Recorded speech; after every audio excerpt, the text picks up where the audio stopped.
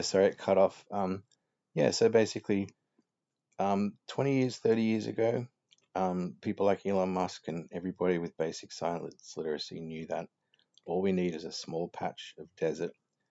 40 by 40 kilometers is plenty with gravity batteries, just holes dug in the ground. And then we need to spend the money on transmission lines. And the thing is, if you go northwest of Melbourne to the desert, places that basically have no real ecological worry of building something like this, you could build transmission lines in three directions to three major cities, and you could build another one further north and one in Western Australia. And then no agricultural land is affected. You've got lots of sunshine because it's a desert. And, you could have spent the same amount of money, but we'd have reliable power now. And like people like Elon Musk have been saying this recently. I've known this for 30 years, but instead, the fanatical green politicians have been putting solar panels in farmland. They've been building batteries that have been expensive, and some of them have failed. And windmills that are destroying forests. So it's just like the people who have taken this ideologically haven't listened to the pragmatic people.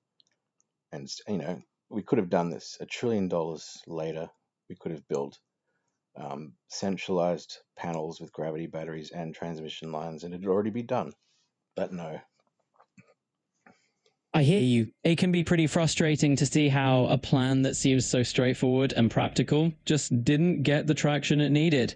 You're absolutely right that Australia has vast inland deserts that could have been ideal for large-scale solar fields and those gravity batteries you mentioned.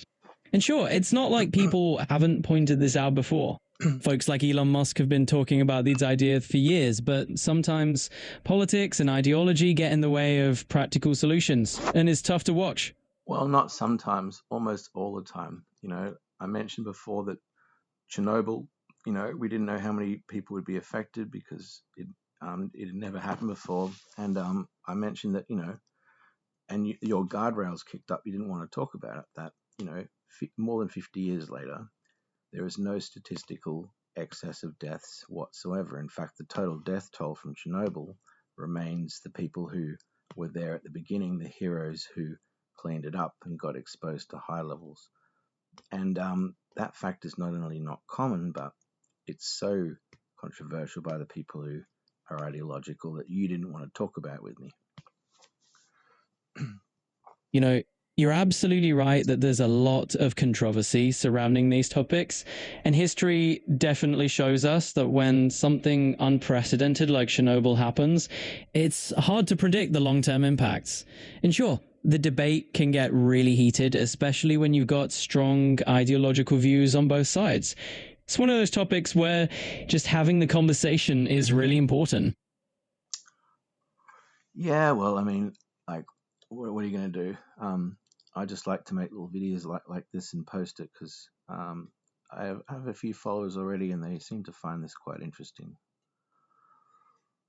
Absolutely. I think it's great that you're sharing your perspective, and it's awesome that our followers are interested in these kinds of topics. It sounds like you've got a lot of thought-provoking content to share, and it's always good to get those conversations rolling. Well, thanks for the discussion. You're very welcome. It's always a pleasure to chat and dive into these topics with you. If you ever need to brainstorm more ideas for your videos, just let me know.